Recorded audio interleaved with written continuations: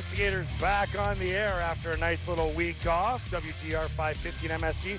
Craig Reve is going to be on hiatus till, I don't know, August sometime, but September. Yeah, November. We don't really worry about that, though. You know why? You know why, Marty? Because when we're a man down around here, we bring in one man. Only need one man to fill that void, and that is you, buddy. I'll tell you this. We don't need Rivs right now because it is beautiful. It's a beautiful day. And we are at the WGR golf tournament at Seneca Hickory Stick Golf Course. Set it up, Marty. Set it up for us. And? You know what Rivs would do? It'd be like, oh, you can't. There's no shade on the golf course. I'm going to burn. It's too hot. It's too hot. There's no wind. I'm dying here. How are we going to golf in this, JJ? How do you golf? JJ, how are we going to golf in this? Why are you wearing pants, Marty? Why are you wearing pants? Do you believe that we're wearing the same shirt today? I know. Anyway, it's great to be back. As Marty mentioned, we're down at the WGR 550 golf tournament, and it's at Hickory Stick Golf Course, Seneca Hickory Stick, and it's absolutely gorgeous day. A lot happened since we were off. A lot happened. We worked July 1st. Marty, you were in and out a little bit. Yep. Then we went on a little bit of a break. But a lot has happened since with the Sabres. Some signings, some re-signings, new players coming in. Let's just kind of recap what's going on with the Sabres in the offseason before we even get into what we've been doing. Well, I mean, the Marcus Johansson signing is very important. You know, the Sabres went out and made a couple deals, and, you know, they acquired some defense, and that's great for depth. But I think the big piece is signing Marcus Johansson, a 2-year deal, $4.5 million a year. A player that can play center, left, or right wing. He is the utility guy up front.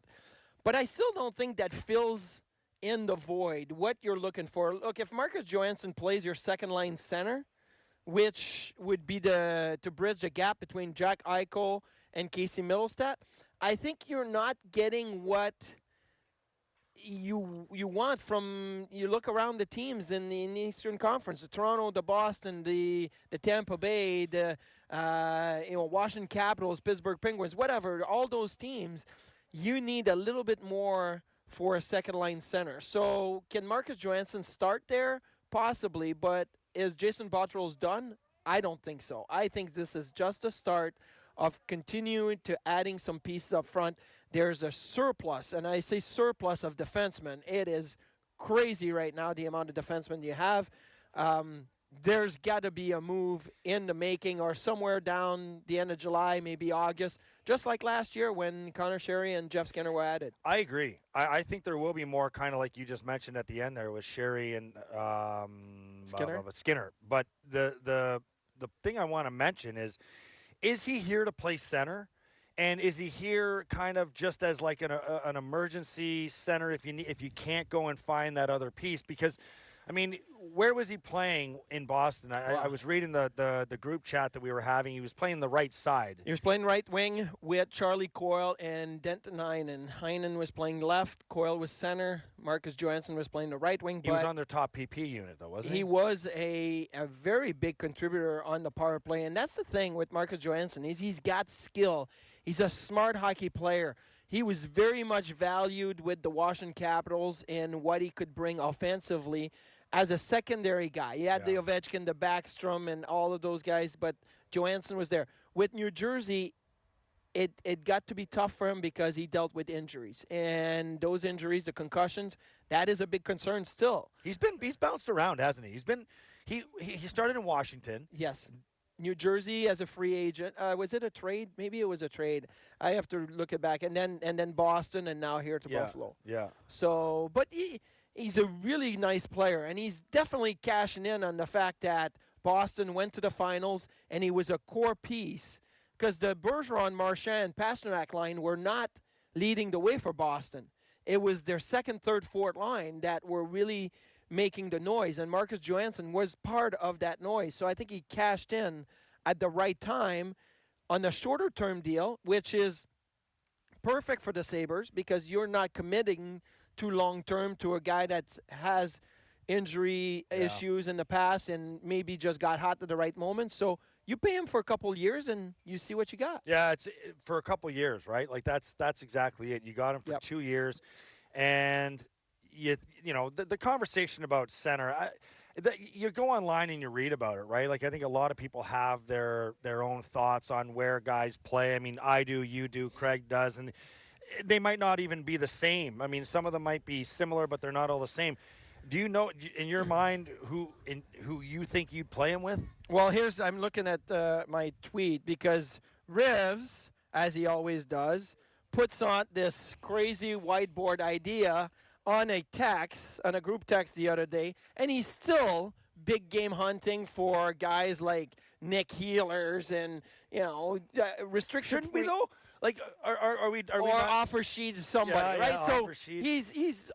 that's all he's doing right now. So I said in our text, this is unrealistic.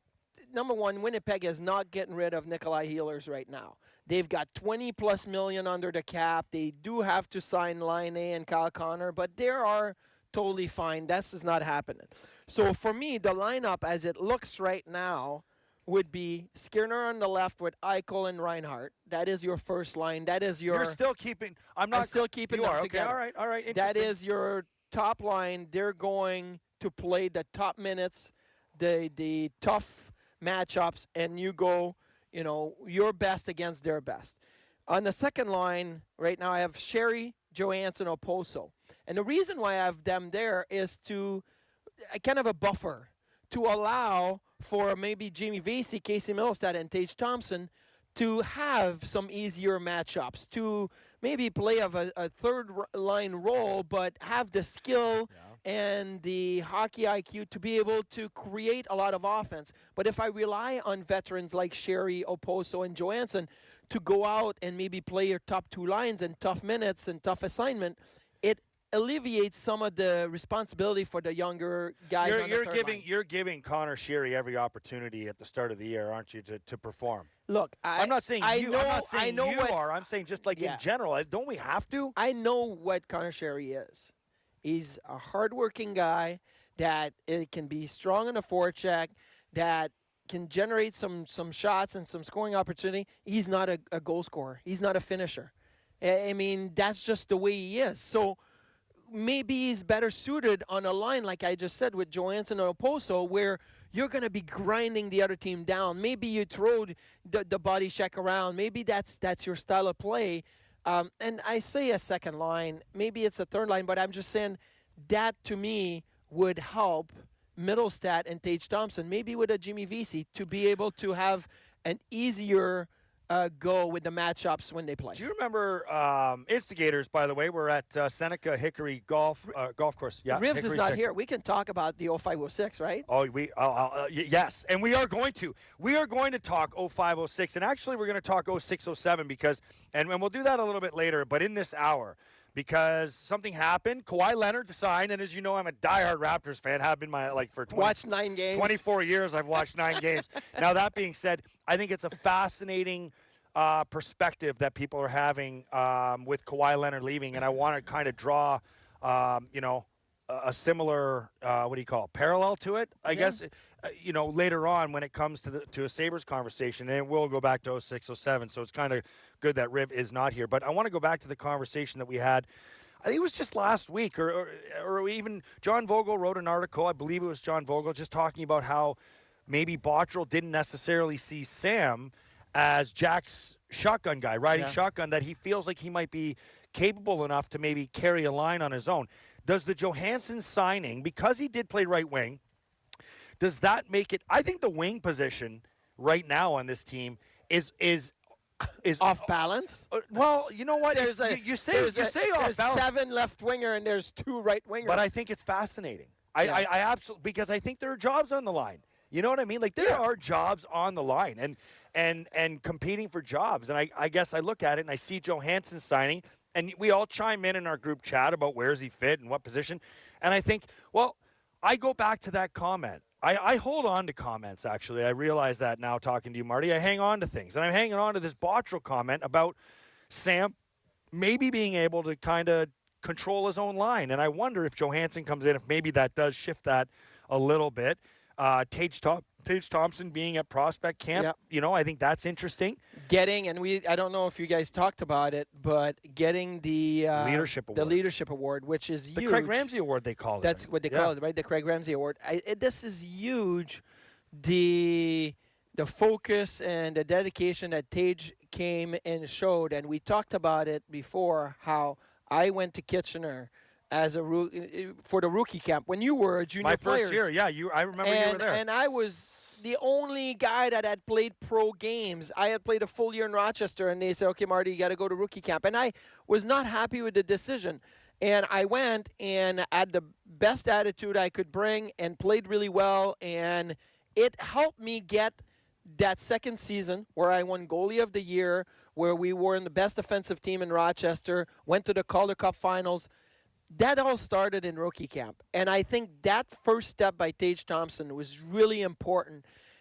I think the Sabres were watching him closely. Oh, I think he was under a serious microscope. If you bring in the rookies, the prospects in, and Tage Thompson is there, you're going to watch him closely. I think probably Jason Botterill looked at it and say, I would want this award in my perfect world to go to Tage Thompson at the end of camp. But he's going to have to earn it, and earn it even more than anybody else. Yep. And so they watched him closely, and he still got the award, which is, to me, is you know what it is?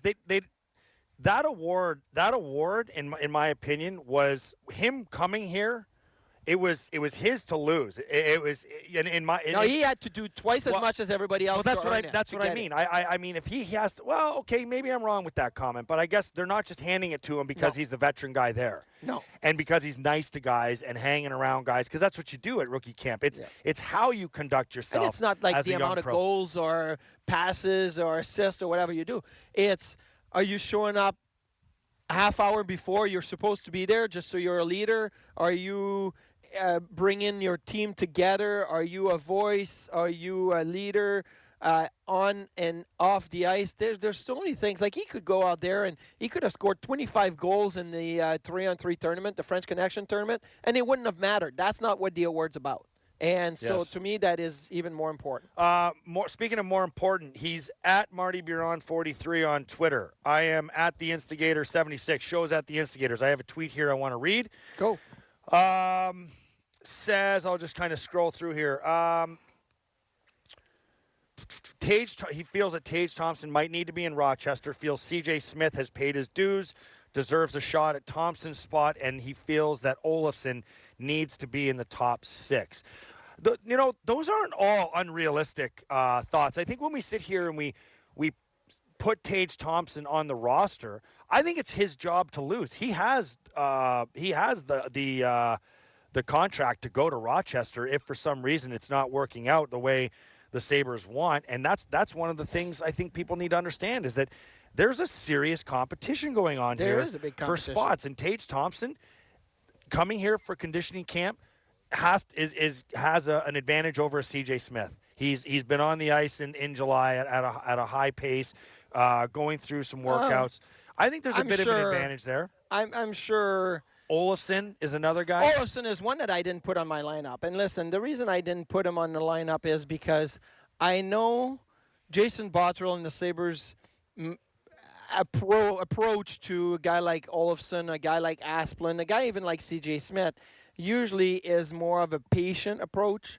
And I've seen it many times where players, do a good first season in Rochester, and it's different because it's European guys. They're playing pro already in Sweden, but he played a good season in Rochester.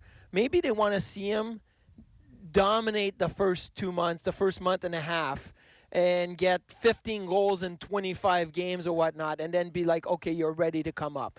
Instead of putting all the pressure on a Victor Olofsson, and then he has 2 goals in his first 35 games in Buffalo, and now you're a year behind again. Training camp is going to really dictate what the Sabres will do with Victor Olofsson. But again, it's all about the left side of the lineup is so jammed. Maybe Olofsson can play right. Maybe Johansson can play right. There's so many different options, but that's the way it is. Danny Gare just wheeling in. Do we have a headset for tickets? Yeah, it's right here. There we go. Tickets, grab that chair. It's on the ground, so it's full of bugs. head height for Danny. Why do you have to be like that? Because I can. Because you can? Because I can. Hey, don't fall. Tickets? How are you, buddy? Here, have a seat. Great. Have a seat Good right morning. there. Good morning, boys. Have a seat right there, buddy. Yeah, I don't want you to fall into the dirt here. This golf tournament this week, your golf tournament next. Yeah. How are you? forward to We're just having- talking Sabres. Can you believe it? Yeah, I love it. I mean, I was listening on the way in, actually. See what I did to Marty there? He doesn't even realize it, but on camera, I wrote dud and put the arrow over there, but he didn't know. He didn't know. All I could see was on the side. Yeah, This little made me arrow. hot. And I didn't want to say I'm with stupid, so I just thought. what does it say here? Cautions, contents may be hot. I'm Maybe like, showed. this is for you, Petey, because you Say are show. not sure. Yeah, Say show. How are you, Tickets? I'm good. I'm Here, good. let's get Good to that a see little ya. closer. Good to see you, too. Yeah. I was just about to spin off into a conversation we're having about the Sabres and all their signings. Well, 3 new players, Miller, Right. Vesey, and Johansson, but Girgensons is back. Yeah, Z's back. Before you say anything, I'm going to tell you this. I love this. I love this for Zemgus. I love this for this team. Go ahead.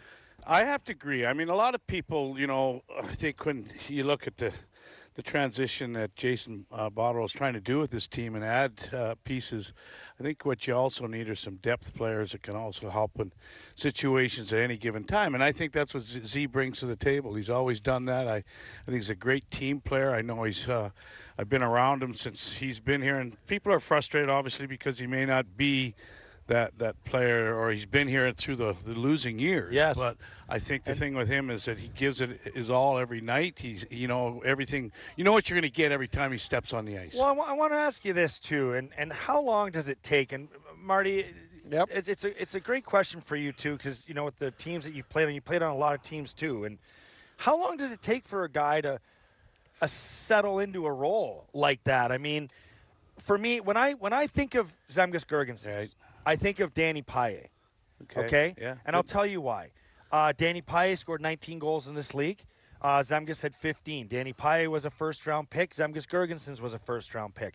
Danny Paille, when settled into a role on a good team, played on a very crucial role on the Boston Bruins' fourth line. Right. And I feel it took him moving to another team and a team putting him in the right situation to succeed for him to figure out the type of player he was, that he wasn't going to be the guy to be given the chance to not get 20 or 25, but to only get 10 to 12. And I feel like Zemgus has been on a team where, hey, you've been thin in the cupboard, so you had to put him on Jack. You had to put him on the second line. You've had injuries over the years. You've been on bad teams. He's been your top-line guy.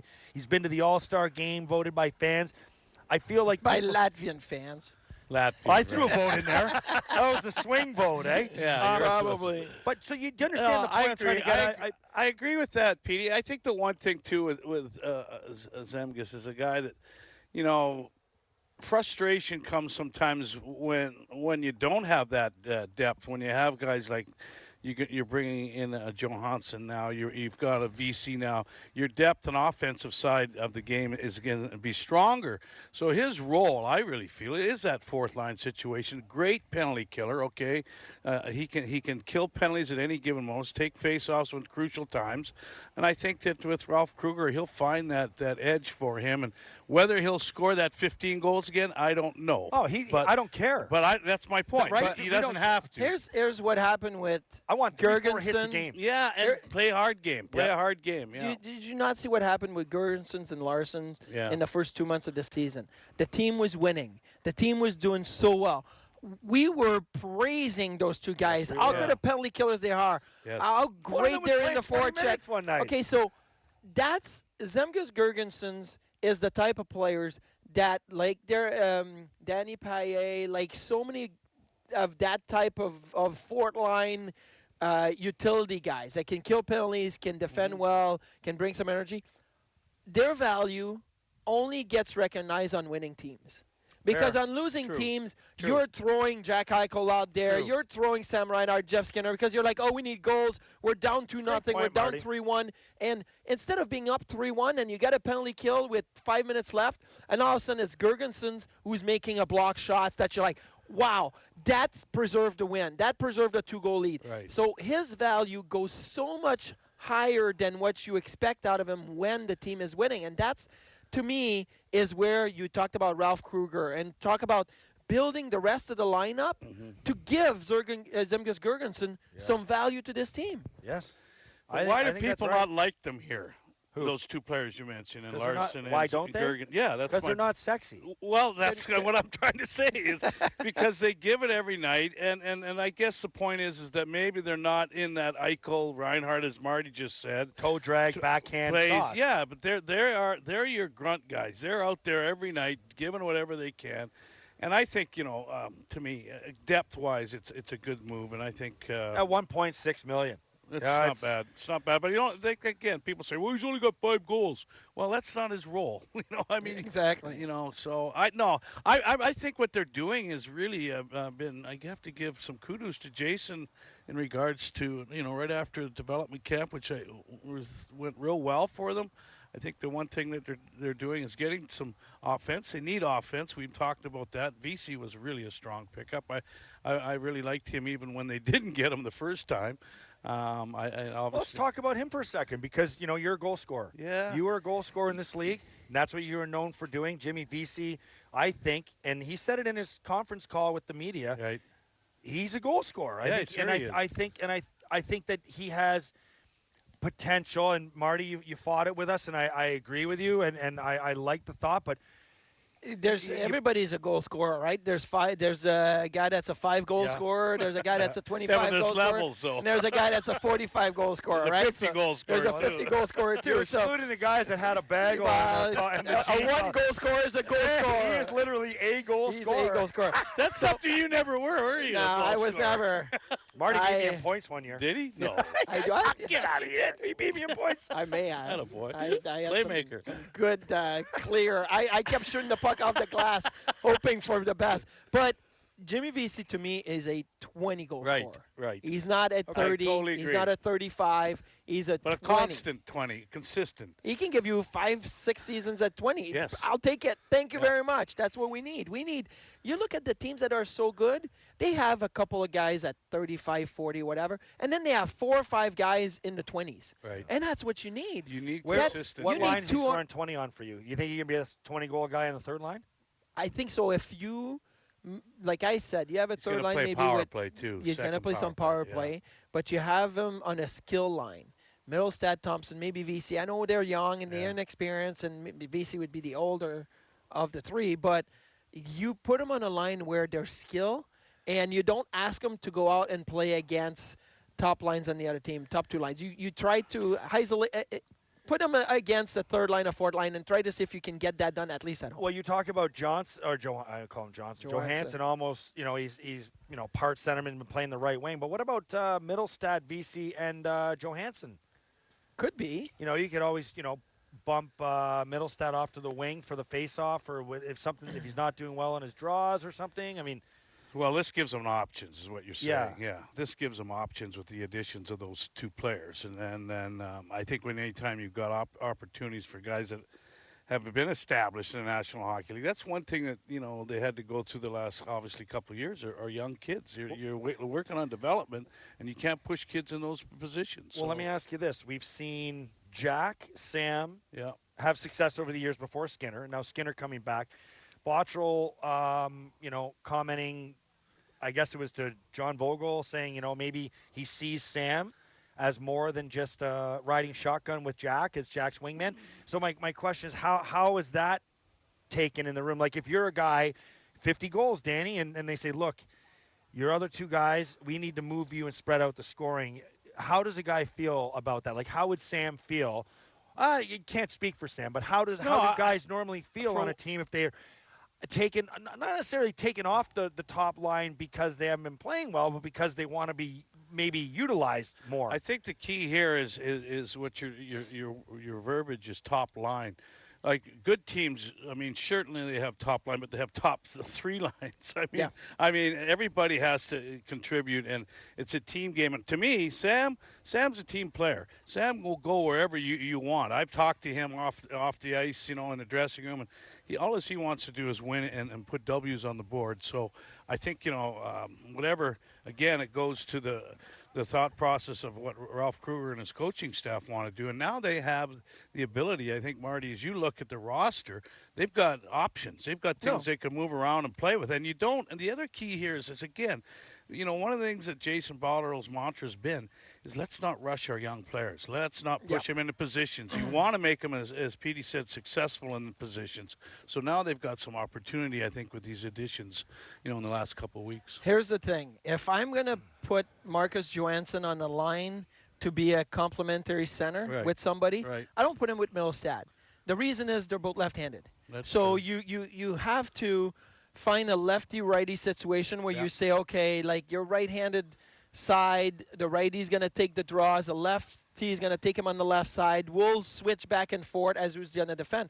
So maybe you go back to, that was John Vogel's article about Sam Reinhart you mentioned? I believe it was. Maybe you say, maybe Marcus Johansson could be a good complementary player for Sam Reinhart on maybe a second line, where now you open a spot on the top line for Victor Olofsson to play the right side with Eichel and Skinner. Then you have Johansson, Sam Reinhart, maybe Connor Sherry on the second line. And now all of a sudden you're like, okay, I'm giving myself depth here because I can move guys around. I still don't think Sam Reinhart in the end is a center, but if he's the 1B center, not the 2B, let's see. You have 2A would be Marcus Johansson, 2B would be Sam Reinhart. Maybe that could work.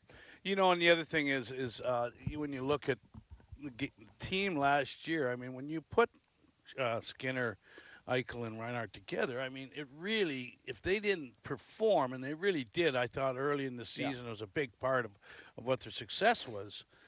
You saw once teams cooked up and started to read that, you saw the dilemma that the Sabres had in scoring after that. When they concentrated on that line and shut them down, then you didn't have anything, to be honest with you. If Jack, throughout player's career, you have a statistic that always says, hey, that player, when he scores a goal, their team wins. But Jack Eichel's stats are going to be skewed because if he had a point or a goal, or Skinner had a point or a goal, or Sam had a point or a goal, they would do way, way better than if they didn't. And they didn't have the help. They didn't have the secondary scoring. We talked about secondary scoring all season. I know. And now they have added to that. So a little bit. It's a little bit, but it's I don't still think a work it's in done progress. Yet. Exactly. I don't think it's done yet. Danny, we all understand Danny Gare with us. Just a few more minutes here before we head to break. We're down at the Seneca Hickory Stick Golf course for the WGR Golf Tournament.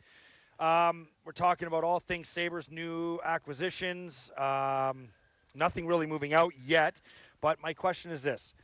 Sabres acquire Colin Miller. There's I think the biggest conversation around the Sabres right now is Rasmus Ristolainen. And I think we talked about it last time. Where are you on Rasmus? Not him specifically, but moving him to acquire other pieces. No. I wouldn't. You love him? I'm not. I know. I've listened to you guys, and I listen to your comments, and I understand that. But to me, I mean, when good teams like I spend time in Tampa in the off season and go down there because of my synthetic ice company. But I listened to how much they wanted Rasmus Ristolainen. Now they had the best team in the league by far last year, and one of the best defenses, Marty. And why would they want him? Well, because he's minus 40-something, right? No, that's exactly. because he's tough. Exactly. He plays a tough physical game. It was a joke. Like, don't. I know that. But everybody says, well, he's minus 40. I know. Well, it's because he plays major minutes. He's a warrior out there. And I think if you do this, you're going to have a similar type of thing as an O'Reilly trade. Keep him. Let him stay here. Let him play. And then if you have to move some parcels, down the road. But they don't know yet with Bogosian, Palat, what's going to happen with them. So I think the depth on defense doesn't hurt. I would keep Rasmus. Yes, I would in a heartbeat. Well, wouldn't he be gone by now? Well, I would have to imagine he would have been traded by now. I just think you guys are around him more than I am, Marty. You're around him a lot. I think the kid is a bull. I think he goes out there's no doubt that he is a bull. He's tough. There's no doubt. He's got a great mindset. He's he wants to win. He works his tail off. Yeah, exactly. The only reason. Else, but I didn't say that. Yeah, be careful. I'm watching my mouth this time. We have somebody when Danny Gare comes on, we go full careful. Yeah. We have somebody on the button ready to press. The beep. I didn't know we were on the air last time. Yeah. Good I should know better than that. Yeah, good excuse. The Here's on-air the line. thing, I didn't know. The only reason why I agree with everything you say about Risto, about he's a beast. He's just his salary and his contract is very good Right. for the team. The only thing is, if you want to go get after a big fish You're up gonna front, have to give up something. you have to give up Yeah, something. And you're right right. now, Risto is your only I agree. bargaining chip. But then you know, and maybe that's what they're looking at. Who knows? But he better be damn good. Yeah.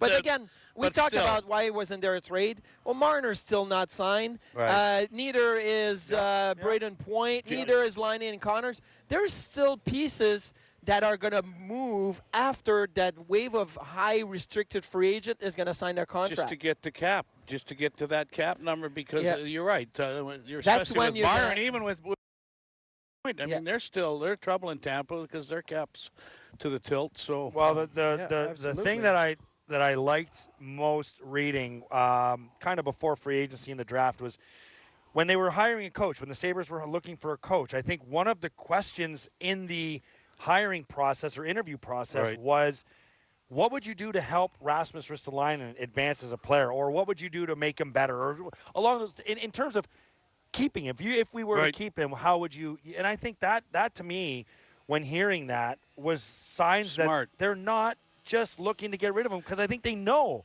They know a right-handed defenseman that plays and like that. I'll go back to a former teammate of mine, Steve Smith, okay, who stayed on with Ralph Kruger and worked with Ralph back in the day in Edmonton, but he knows defensemen, okay, and I think a big part of why that question is asked, because you know, Steve coached him all year pretty much and used him as a defensive coach and understands the kid and knows his potential. So Carolina is a great example of what Steve Smith is able to do. I'm glad they kept him, and Ralph knows that, and it'll be interesting to see how all that falls out. But to me, I'm a big fan of Rasto. Are the Sabres Rasmus, done? sorry. We will talk about that Little when we rascal. come back. Danny Gare, thank you for stopping by. Hey, Lots we'll to see you talk next about. week, boys. Maple Leafs better. Go have Avalanche fun on the better, course. Yeah. All that stuff coming up right here. Don't leave just yet. We got to go to break. Danny, I know you're. We're I know still you're on new, the air. You're new to this Still on stuff. the air. We'll count you You down. just hang to. We'll count you out, all right? Oh, count me out, ditto. We'll excuse you, okay? You don't leave. I gotta We'll go tell you sign when up to here leave. for the big golf Yeah, tournament. they know you're here. All right, Danny Gare, thanks for your time. We'll be right back. Are the Sabres done? We'll discuss that and more. Instigators, WGR 550 and MSG live from Hickory Stick Golf Course.